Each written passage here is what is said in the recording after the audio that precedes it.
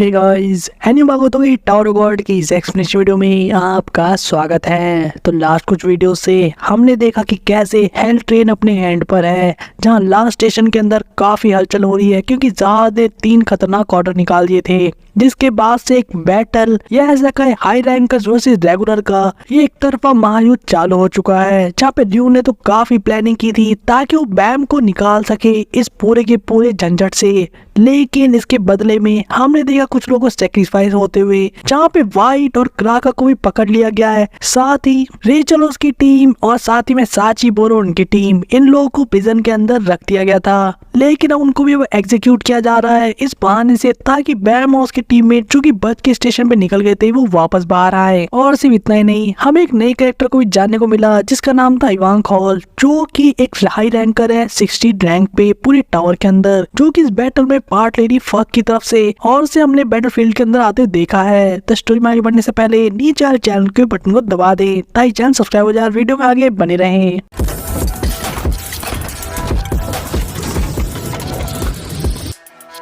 Chapter के start में हम देखते हैं इवांक हॉल को, जिसके ऊपर केनी जो कि एक रैंकर्स ने अटैक कर दिया था। लेकिन इवांक हॉल से समझाती है कि तुम किसी स्ट्रॉन्ग को ढूंढ रहे थे, लेकिन मैं तुम्हारी औकात से भी ज्यादा स्ट्रॉन्ग हूँ, तो किसी ऐसे को भेजो जो मेरे बराबर का हो। जहाँ ये वार्निंग वो से उसके वेपन को बिना देखे और बिना पावर का यूज किए ही तोड़कर बताती है। जहाँ पर ये बंदा यानी कि के रुकने वाला नहीं था, जहाँ हम देखते ही कहते हैं उसे कि मुझे से अपने आप को लेवल अप करना होगा अगर ऐसा है तो। जहाँ पे अपनी पावर्स का यूज तो कर रहा था इवांक हॉल के ऊपर अटैक करने के लिए, लेकिन इवांक हॉल बिना किसी टेंशन के सिर्फ अपनी एक फीस से ही उस पूरे अटैक को रोक लेती है और उसे एक और लास्ट वार्निंग देती है कह के कि मुझे परेशान करने की कोशिश मत करो। और हम दूसरे एक और रैंकर को देखते हैं जो कि के को समझाता है कि मैंने तुम्हें कहा था ना, तुम्हें केयरफुल रहना पड़ेगा। वही अब इसके ऊपर भी एक तरफ से अटैक हो जाता है, जहाँ हम देखते हैं अटैक करने वाला कोई और नहीं बल्कि क्राका के सर्वेंट हैं, जो कि इससे कह रहे थे कि भला तुम रेगुलर्स के लिए इस स्टेशन पे इतने सारे ट्रबल क्यों क्रिएट कर रहे हो,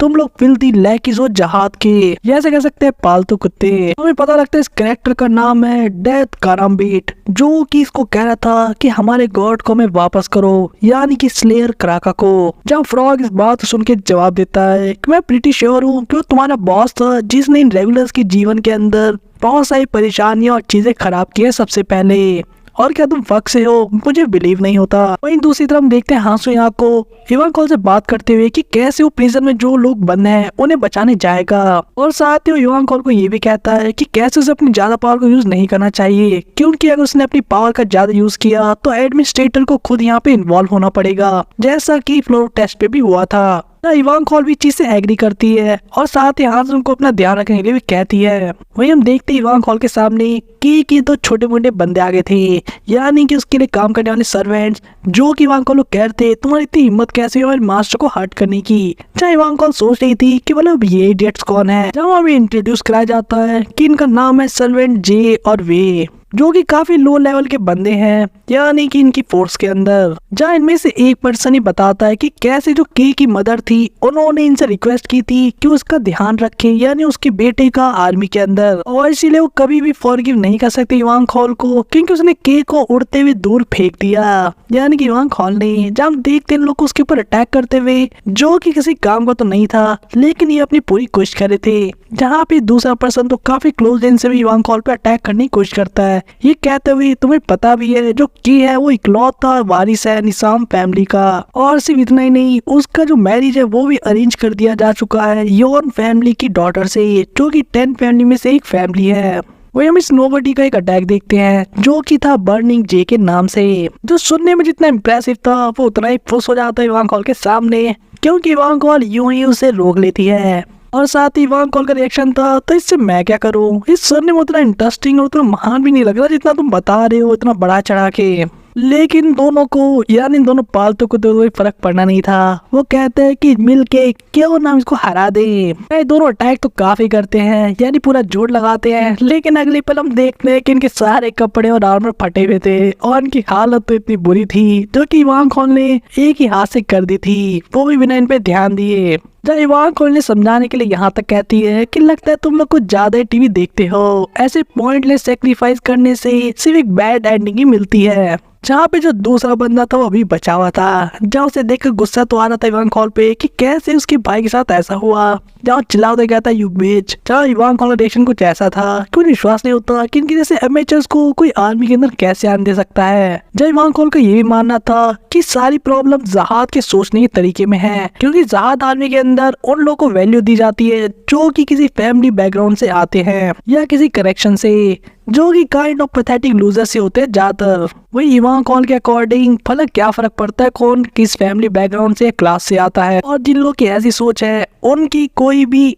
अधिकार नहीं हो सकती कि वो सेम बैटलफील्ड या युद्ध के अंदर हो जहाँ पे इवांका भी प्रेजेंट है, जहाँ उसे देखते हैं एक नई तरीके के अटैक को यूज करते हुए फाइनली इन इडियट्स के ऊपर, जहाँ इन्हीं लोगों के सिंशु को एब्जॉर्ब करके इवांका एक बहुत ही बड़े से ऑर्ब को क्रिएट करती है, जो कि देखने में किसी तरीके के सन जैसा लग रहा था, जैसे कि उसके अंदर न्यूक्लियर बॉम्ब्स एक्सप्लोड हो रहे हों, और उसका आफ्टर इफेक्ट तो इतना खतरनाक था। जहाँ हम देखते हैं कि आर्मी वालों के जो आर्मर होते हैं जो काफी पावरफुल थे ऐसे तो और एक्सपेंसिव भी, वो मेल्ट होने लग गए थे सिर्फ हीट की वजह से जो और क्रिएट किया था इवांका ने। और ये तो सिर्फ शुरुआत थी, अगले पल हम देखते पूरी की पूरी बॉडी को ही मेल्ट होते हुए, जो सच में खौफनाक की कैटेगरी में तो बिल्कुल आता है। ये पूरी की पूरी बॉडी को ऐसे मेल्ट होता देखकर किसी की भी रूह कांप सकती है। हम दूर से एक और हाई रैंकर को देखते हैं जो कि डिवीजन कमांडर की असिस्टेंट थी। वो समझ जाती है कि ऑर्ब है, जहाँ पे फोर्थ स्क्वाड्रन आर्मी का सबसे top most second most powerful इंसान भी यहाँ पर प्रेजेंट था। और जब वो इस ब्लेजिंग ऑर्ब को देखता है तो समझ जाता है कि एक ही हाई रैंकर इसे यूज करने के काबिल है। और यहाँ में इंट्रोडक्शन मिलता है सही से, वो पर्सन है द इनपेरेंट इवांका हॉल, जहाँ इवांका हॉल को भी हम देखते हैं जो कहती कि इन जैसे फूल्स को जो कमजोर है इन्हें मुझसे फाइट करने की कोई जरूरत नहीं थी, इन्हें तो जस्ट वैनिश हो जाना चाहिए मेरे फ्लेम्स के अंदर। वही दूसरी तरफ बैम को देखते हैं जो कि लास्ट स्टेशन से दूसरी तरफ आ रहा था, यानी कि अपने दोस्तों को बचाने के लिए, और इसमें उसकी हेल्प करी थी सोयांग, जो उसे बता रही थी कि कैसे ज्यादातर एनिमीज अब उसके सामने नहीं है और वो गेट के बहुत जल्दी पास पहुंचने वाला है, जहाँ पे गेट के पास पहुंचते ही उसे एक चीज को एक्टिवेट करना होगा ताकि वो लोग आइटर एरिया के अंदर स्टेशन के जा सके, जहाँ से उन्हें एक वॉरशिप मिल जाएगी और उसके यूज से वो लोग वहां से निकल सकते हैं, जो कि उनका सेफेस्ट बैट है इस टाइम पर। और बैम जब उस वॉरशिप के अंदर आएगा उसी सेम मोमेंट पे उसका जो ब्रदर है यानी सोया, वो भी कुछ अनमैन्ड वॉरशिप्स को एक्टिवेट कर देगा ताकि लोगों को और एनिमीज को वो डिस्ट्रैक्ट कर सके, और उस अनमैन्ड वॉरशिप जिसके अंदर कोई भी नहीं है उसकी तरफ वो उनको लूर कर सके। जहाँ पे ये इनका प्लान था जहाँ से बाहर निकलने का बिना किसी के ध्यान को अपनी तरफ किए। वहीं जब बैम तेजी से आगे बढ़ रहा था हम देखते बॉन्ग बॉन्ग को वहाँ पे अपेयर होते हुए, जिसके साथ ही एंडोर्सी और मीसेंग भी अब बैम के सामने आ गए थे उसका रास्ता रोकते हुए। जब बैम इनको ऐसे देख कर कहता है कि तुम्हें यहाँ नहीं होना चाहिए, काफी डेंजरस है, और ऊपर से तुम एक प्रिंसेस हो एंडोर्सी, इस चीज से तुम काफी ट्रबल में पड़ सकती हो अगर तुम जहाद के आर्मी के खिलाफ लड़ोगी। चाहे एंडोर्सी का कहना था कि इससे कोई फर्क ही नहीं पड़ता क्योंकि वो भी इक्वली स्क्रूड हो गई है जब से वो बैम के साथ हेल ट्रेन के अंदर आई थी, और चाहे वो भाग जाए उन्हें बचा ले उससे कोई फर्क नहीं पड़ने वाला, और वो प्रिंसेस है या नहीं इससे फर्क नहीं पड़ता, डेंजर में तो वो भी है इस युद्ध के। वहीं हम मीसेंग को देखते जो काफी डिटरमाइंड थी इतने लंबे समय के बाद, जहाँ उसका कहना था कि वो भी हेल्प करना चाहती है और सिर्फ खड़े खड़े लोगों को अपने सामने मरते हुए नहीं देख सकती जो उसके लिए मैटर करते हैं, क्योंकि वो भी कुछ लोगों को बचाना चाहती है ठीक बैम की तरह ही। वहीं दूसरी तरफ उस रूम को देखते हैं जहाँ थोड़ी देर पहले बैम और बाकी लोग थे, जहाँ रैक आराम से बैठा हुआ था एक मस्त गद्दे पर, और हॉग से पूछता है क्या तुम सही में ओके हुई चीज से एलिगेटर कि तुम उनके साथ नहीं गए। जहाँ रैक का कहना था ऑफ कोर्स मैं जाना तो चाहता था लेकिन किसी को एस्केप करना होगा इस लेडी टर्टल के साथ, यानी कि खून की बॉडी के साथ, और ऐसे तो मैं बिल्कुल जाना ही चाहता था लेकिन मुझे रुकना पड़ा क्योंकि यही जरूरी है। ब्लैक टर्टल को जरूरत है मेरी इसको प्रोटेक्ट करने में ताकि वो फाइट कर सके बिल्कुल फोकस के साथ। जहाँ हॉग इस बात को सुन के सोचने लगता है कि काश मैं भी उनके साथ जा सकता, अपनी पिक्चर ढूंढ पाता, लेकिन किसी रीजन की वजह से मुझे ऐसा फील हो रहा है जैसे मेरी पिक्चर तो वैसे भी नहीं मिलने वाली अगर इस टाइम उनके साथ जाता, प्लस मुझे काफी बुरा लगेगा इस एलिगेटर को अपने आप ही अकेले भेजने में, यानी कि खून को साथ में लेकर जाने में बिना अपनी मदद के। वही अब ब्लैक र्यून से पूछता है कि हमें क्या करना चाहिए रेड टर्टल, क्या ऐसे कोई रास्ता है जिससे हम श्योरली यहाँ से निकल पाए। जिसके जवाब में र्यून, जो कि एक टी को एंजॉय कर रही थी, कहती है कि ऐसा एक रास्ता है तो, लेकिन मैं तुम्हें बता के खुद को परेशान नहीं करूंगी बहुत ज्यादा, क्योंकि तुम मुझे काफी देर से परेशान करने में लगे हो। जो कहती है एक रास्ता है तो, लेकिन मैं तुम्हें नहीं बताऊंगी अगर तुम मुझे बहुत ज्यादा परेशान करते रहोगे ऐसे ही। रैग इस बात सुन कहता है अगर तुम मुझे नहीं बताने वाली तो मैं तुम्हारे अंदर से वो बात तुम्हें मार मार के निकलवा लूंगा जबरदस्ती। जर्न इस बात सुन कहती है तुम सही में बहुत नाइस नहीं हो जैसा कि एनिमल्स को होना चाहिए। जब रैग अब थोड़ा सीरियस हो जाता है और उनसे पूछता है क्या तुम्हें सही में लगता है कि जो ब्लैक टर्टल है वो पक्का सक्सीड कर जाएगा जिस चीज के लिए गया है, और तुम्हें तो पता ही होगा क्योंकि तुम एक गाइड जो हो। हम बैम को भी देखते हैं जो कि काफी क्लोज पहुंच गया था लास्ट स्टेशन से बाहर निकलने के लिए एंडोर्सी और मीसेंग के साथ। वहीं पे र्यून बताते कि ऑनेस्टली उनका उन हॉस्टेजेस को यानी अपने दोस्तों को बचाने का कोई चांस ही नहीं है। रैग तो काफी शॉकिंग था। वहीं पे र्यून आगे एक्सप्लेन करती है कि किसी रेगुलर का सरवाइव करना उस बैटल में जिसके अंदर रैंकर्स और हाई रैंकर्स हो वो इतना कम है कि उस वर्ड को हम पॉसिबल भी नहीं कह सकते। यानी कि एक तरीके से बैम का हारना कंफर्म है बिल्कुल ही, यानी कि 99.99999% समथिंग। लेकिन र्यून कहती है कि अगर किसी तरीके से उसने मैनेज कर लिया इस सिचुएशन में सक्सीड करने में तो इस केस में वो टावर की हिस्ट्री को ही रीराइट कर देगा, यानी कि एक मिरेकल होगा इस टावर के अंदर जो कि इसके इतिहास को बदल के रख देगा। वही बैम और एंडोर्सी जो इस शीशे के बाहर खड़े होकर देख रहे थे इस पूरे बैटल को, जहाँ पे एंडोर्सी पूछती है तुम्हें लगता है बैम कि कोई हमारी मदद करने के लिए आएगा, जहाँ बैम तो सिर्फ ये देख रहा था कि कैसे आज जितने लोग हैं वो सभी काफी स्ट्रॉन्ग हैं। जहाँ उन्हें आगे बढ़ते हुए देखते हैं अभी मीसेंग को कुछ फील होता है, जहाँ कहते हैं कि हमारे फीट के नीचे कुछ है, यानी मेरे पैरों के नीचे कुछ होता है, और अगले ही पल वो एक ब्लास्ट होते हुए देखते हैं वहां पर। तीनों से डॉस तो कर लेते हैं, लेकिन इस ब्लास्ट को लगाने वाला जो पर्सन था उनके सामने था, जो कह रहा था जी तुम लोग सही में लकी थे, मुझे लगा नहीं था कि कोई इसे डॉज कर सकता है। हमें पता लगता है करने वाले कुछ रेगुलर लोग थे जिनका नाम था पर्पल आई ब्रदर्स, जहाँ पे उन्हें लग रहा था कि बस थोड़े से लक की वजह से ये लोग बच गए, वरना ये लोग अभी मालामाल होने वाले थे इन लोगों को मारने के बाद। जहाँ पे लोग काफी हैप्पी थे कि इनका जो प्लान था इस गेट पे ऊपर वेट करने का वो काम कर गया, और अगर इन तीनों में से किसी एक को भी पकड़ के वापस ले जाते आर्मी के पास तो इनकी लाइफ तो सेट होने वाली है, क्योंकि इन्हें इतना बड़ा इनाम जो मिलेगा। चाहे एंडोर्सी जब इनको देखती है तो बैन से पूछती है कि दिखने में तो काफी कमजोर से लगता है, हमें क्या करना चाहिए। जब बैन को कहना था हमारे पास ज्यादा टाइम नहीं है, इनको मैं निपटा देता हूँ जल्दी से। इस बात को सुन के ये पर्पल आई लोग कहते हैं कि हे हम लोग इतना अंडरस्टिमेट मत करो, हमने तुमसे बहुत पहले एल्ट्रेन को क्लियर किया था। लेकिन सरप्राइजिंगली यहाँ पे मीसेंग कहती है वी ऑल इस बार मैं इनसे फाइट करना चाहती हूँ। जब बैम के लिए काफी शॉकिंग था ठीक हमारे लिए, लेकिन मीसेंग से समझाती है कि मैं कर सकती हूँ और मैं तुम्हें हमेशा ऐसे हर्ट होते हुए नहीं देख सकती, और मैं नहीं चाहती तुम्हारे पर किसी वियर तरह का कर्स यूज कर ले। यहाँ पे वो ये भी समझाती है बैम को कि कैसे ये लोग स्काउट है, तो इस केस में मीसेंग के पास एक अपर हैंड होगा क्योंकि उसके पास भी उन्हीं की तरह एक ऑब्जर्वर है। और सिर्फ इतना ही नहीं, वो काफी टाइम से सीक्रेट में ट्रेनिंग भी कर रही थी, जहाँ उसने अपने शिनचू के बारे में काफी कुछ सीखा है, जो कि पहले उसके लिए काफी मुश्किल था लेकिन अब नहीं। बैम ने इस चीज को नोटिस नहीं किया था। वही मिसिंग बताते कैसे एंडोर्सी ने वो चीज उसे दी थी, यानी कि वो कोनी डांस से मिली हुई डेटन फ्लोर के अंदर चीज को, जिससे अपने शिनचू टाइप को समझ सकते हैं उसकी कैरेक्टरिस्टिक्स को। और वो चीज जानने के बाद मिसिंग काफी हेल्प हुई और उसने अपने शिनचू के ऊपर काफी काम किया हर दिन बिना एक भी दिन छोड़े, जहाँ इसके वजह से काफी कॉन्फिडेंट है। और बैम कहती है कि वो कर सकती है। जब उसे देखते हैं उसके शिनचू बूस्ट को यूज करते हुए एज अ इंस्टेंट जैसा डोपामाइन वर्क करता है, जहाँ पे उसे फ्लैशबैक आ रहा था कैसे उन सारे लोगों का जो उसे बता रहे थे कि मिसेंग सही में वियर्डली काफी एक्सट्रीमली गुड है इंस्टेंस बर्स्ट के पावर को यूज करने में, जैसा कि क्वालिटी उसके साथ जन्मजात हो। जब प्रिंस ने भी एक बार उसे कहा था कि मिसेंग को अपने पेरेंट्स के बारे में नहीं पता, तो क्या पता उसकी फैमिली का एक सीक्रेट हो जो कि उसे पास डाउन हुआ है, और उसके अंदर भी कोई हिडन पावर होगी जो कि छुपी हुई है, लेकिन टाइम के साथ वो काफी अमेजिंग होने वाली है। जब मिसेंग की भी शिनचू टाइप के बारे में पता लगता है, यानी कि इंटेंस बैंक ही उसको सूट करता है। एक इंस्टेंट में वो सीधे जंप करके इन लोगों के पास पहुंच जाती है और एक खतरनाक पंच देती है इनके मुंह पे, जहाँ उसने इसका नाम रखा था बजरकर मोड। एंडोर्सी तो देख के काफी चीयर करती है मिसेंग को और कहती है डैट्स इट, तुम सही में काफी बड़ी हो गई हो मिसेंग, मैं तुम्हारे लिए काफी खुश हूँ। वही बैम सोच रहा था ये सब चीजें होते देखकर कि मिसेंग सही में काफी गुस्सा लग रही है। वही दूसरी तरफ बैटल फील्ड में देखते इवान हॉल को, जहाँ पे चीजें इंटेंस के साथ अब काफी हॉट भी हो रही थी। और जो ऑर्ब यानी कि इन्फेर्नो क्रिएट किया था इवान हॉल ने, उसकी वजह से सिर्फ लो के आर्मर ही नहीं बल्कि पूरे के पूरे जेट और स्पेसशिप भी पिघलने लग गए थे। इतनी ज्यादा इंसेन हीट वो चीज प्रोड्यूस कर रही थी और इसका आफ्टर मैथ इतना खतरनाक था कि जितनी सारी वॉरशिप्स एक कंसीडर पेरीमीटर के अंदर थी इवान हॉल के आसपास, वो सभी चीजें मेल्ट करके मेल फंक्शन करने लगती है और हम देखते सभी को नीचे गिरते हुए। मतलब टाइम आ गया था इंटरव्यू करने का किसी हाई लेवल के बंदे का, जहां हम देखते कमांडर का सेकंड इन कमांड ही यहाँ पे आ जाता है और इवान हॉल को रुकने के लिए कहता है कह के कि भला एक इंटायर फोर्स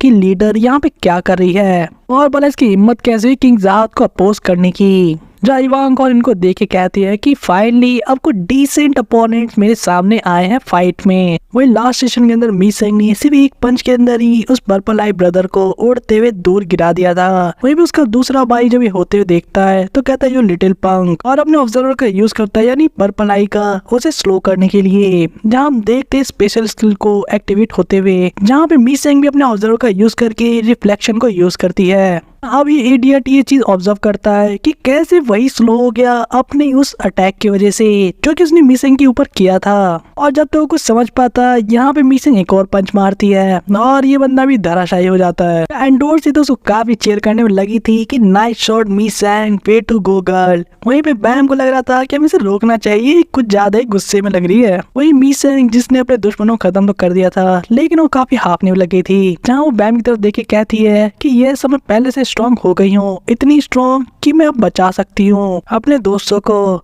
जो कि एज अ क्वेश्चन भी था वियोल के लिए और खुद के लिए एक सेटिस्फेक्शन भी। बैम को ये भी कहते हैं स्माइल के साथ कि आज के बाद से मैं ये नहीं चाहती कि कोई भी मेरी वजह से मरे। तब बैम को ये बात काफी सुकून देती है, जो कहता है let's go save them together, यानी साथ में चल के उन्हें बचाते हैं यानी कि अपने दोस्तों को। वहीं दूसरी तरफ बैटल में इवान हॉल और इलेफ्टीन जो कि सेकंड इन कमांड है उनको आमने सामने देखते हैं, जहाँ पे इलेफ्थॉन देखता है कैसे उसकी आर्मी का बुरा हाल हो गया इवान हॉल के अटैक की वजह से। वहीं पे अब वो इवान हॉल कहता है कि कैसे तुम्हारी हिम्मत हुई किंग ज़हाद के सामने एज अ अपोनेंट आने की, क्योंकि उसने बहुत पहले सुना था कि वो फ्लोर टेस्ट से डिसअपेयर हो गई थी और उसने इमेजिन नहीं किया था कि वो उसे यहाँ पर देखने वाला है नेक्स्ट। और अब यहाँ पे लेफ्टिन ये भी पूछता है वैंग हॉल से क्या वो भी के साथ मिली हुई है, यानी कि जो ट्रेन को कंट्रोल करने में और वो सारे कांड हुए हेल ट्रेन के अंदर, उसके अंदर इवान हॉल की भी मिली भगत है क्या। इवान हॉल आंसर करती है कि फक हो या ना हो वो प्रॉब्लम नहीं है, तुम्हें मेरे सर्वेंट के साथ अच्छे से पेश आना चाहिए था, यानी कि हांसुंग के साथ। लेफ्टिन का कहना था कि इसके पीछे का रीजन तुम्हारे सर्वेंट है, क्योंकि उन्होंने इरेगुलर के साथ सही से डील नहीं किया पहले जब उनके पास मौका था, यानी कि बाम को लेकर जो भी चीजें हुई थी फ्लोरो टेस्ट के अंदर।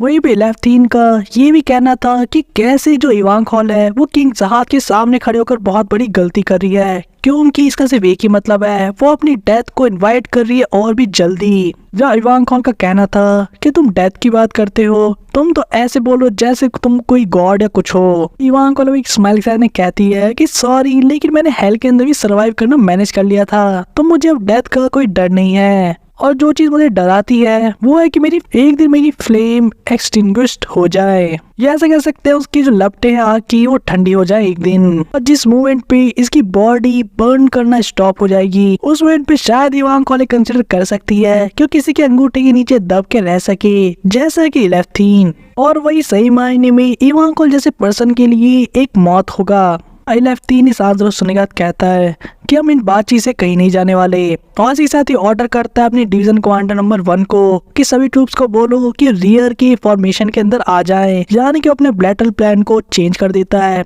और अटैक करने वाला होता है इवान हॉल के ऊपर, जहाँ पे उसको कहना था कि वो इस मॉन्स्टर को किसी तरह अपने कंट्रोल में करने की कोशिश करेंगे जब तक कि स्क्वाड्रन कमांडर यहाँ पर नहीं आ जाते, यानी कि कालावान। और लेफ्टिन के इस ऑर्डर के जस्ट बाद हम देखते हैं आर्मी को अपनी फॉर्मेशन को चेंज करते हुए, जहाँ पे सभी लोग को ऑर्डर देने वाला बंदा था एक 4th क्लास का सर्वेंट यानी कि शाकुल, जो कि सभी को इवान हॉल को चारों तरफ से घेरने के लिए कह रहा था, जहाँ पे हम अलग अलग लेवल के वेव कंट्रोलर और दूसरे लोगों को भी देखते हैं। इन लोगों को सख्त हिदायत दी गई थी कि कैसे इन्हें दूर से लेकर अटैक करना है, ना कि क्लोज रेंज में, क्योंकि इस केस में लोग मारे जाएंगे। हम दूर से के को भी देखते हैं जो काफी दूर जाए गिरा था और सोचा था डैमेट काश वो डिवीजन कमांडर की यानी कि लेफ्टिन की मदद कर पाता। वही हम देखते हैं यहाँ पे, क्योंकि यहाँ पे स्क्वाड्रन कमांडर कलावान नहीं थे तो इस चेकिंग क्लास की सर्वेंट यानी कि एरी ब्राइट शैरन ये एज अ फिशरमैन काम करने वाली थी, यानी कि जो हेड ऑन अटैक करेगा युवांग हॉल के ऊपर। और इसी के साथ ही LF3 रेडी कर देता है सभी को फाइट करने के लिए, जो कि खुद एक लाइट बियर्ड था, वो भी फर्स्ट क्लास सर्वेंट। जहाँ ब्राइट को हम देखते अगले मोमेंट युवांग हॉल पे फाइट करने के लिए रेडी होते हुए,